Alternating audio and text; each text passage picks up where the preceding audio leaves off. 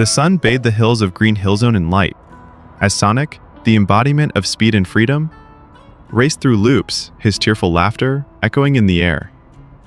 In Central City, adorned for the annual Festival of Hearts, with bright ribbons and garlands, a festive buzz filled the air.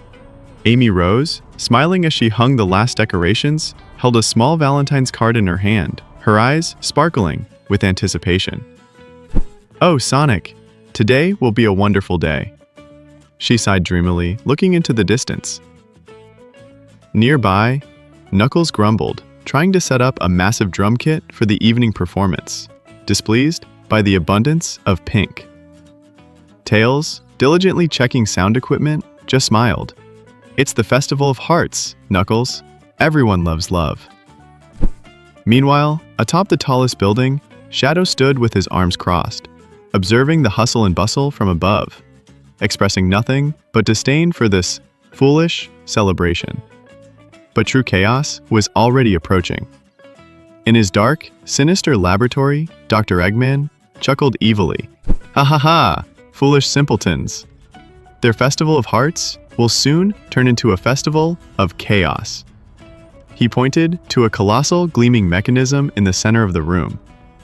The Chaos Negative Energy Collector. It radiated a sinister red glow and, launched like Eggman, the collector slowly ascended into the air, piercing the lab ceiling and heading towards the city. Amy didn't give up. Days turned into desperate attempts to reach the Sonic she knew and loved. She followed him everywhere, evading his furious attacks, calling out to him again and again, reminding him of past adventures, of joyful moments. Each time a blue flicker appeared in his eyes and his movements became less aggressive, Amy knew he was fighting. Tails and Knuckles tried to help her, distracting Dark Sonic while Amy tried to break through his dark aura. Even Shadow, though he remained aloof, watched their struggle intently, acknowledging Amy's extraordinary persistence. She often recalled moments from their childhood, his encouraging smiles, his readiness to always protect. These memories were her weapon, her hope in this seemingly hopeless battle. The climax arrived atop the city's tallest skyscraper.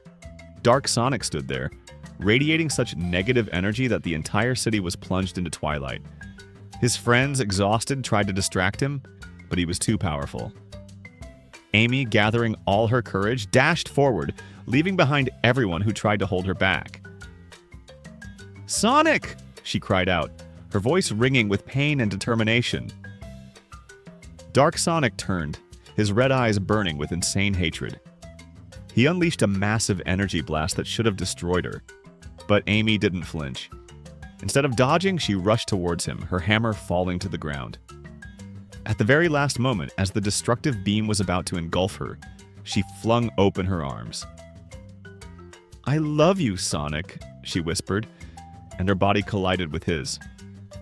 The light from her embrace, amplified by pure, fierce love, pierced the dark aura. Dark Sonic screamed, but it was a scream not of hatred, but of pain. The pain of two energies colliding within him. Amy held him tightly, repeating words of love, recalling moments when he saved her, when he laughed with her.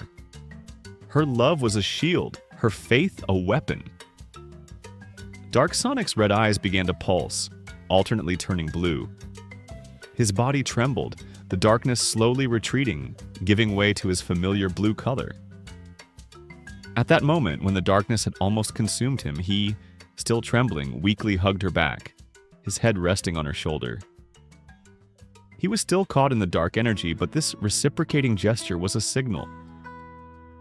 When the glow subsided, Sonic stood, head bowed, his fur returned to its usual blue and his eyes their familiar emerald hue. He was weak, his body trembling. The darkness was gone, but it had left a mark. Amy held him tight, tears streaming down her face, but they were tears of relief. "Sonic, you're back," she whispered. He looked up at her, his eyes showing pain and bewilderment, but also deep gratitude. He couldn't remember everything he had done, but he felt the echoes of destruction, and most importantly, He felt that invisible thread that had bound him to Amy in his darkest hour. In the following days, Sonic was weak and withdrawn. His usual carefree attitude was replaced by quietness and a certain detachment. He felt the weight of what he had done, even if he couldn't fully comprehend his actions. His friends tried to support him, but only Amy understood the depth of his feelings. She was there, not intrusive, but constant, bringing him his favorite chili dogs, telling him about the city slowly rebuilding. Their romantic line now built on silent understanding and healing. She offered him comfort, and he, in turn, began to appreciate her presence more than ever before. One day, as they sat on a hill watching the sunset over the rebuilding city, Sonic took her hand. "Amy," he began, his voice quiet. "Thank you for not giving up. You saved me." Amy smiled, her heart filled with warmth. She knew their path wouldn't be easy, but now they were bound by something far stronger and deeper than just unrequited affection. It was a love tested by darkness and saved by light. And though Sonic wasn't entirely his old self yet, and the shadow of chaos might still make itself known, he knew that with Amy by his side, he would overcome anything.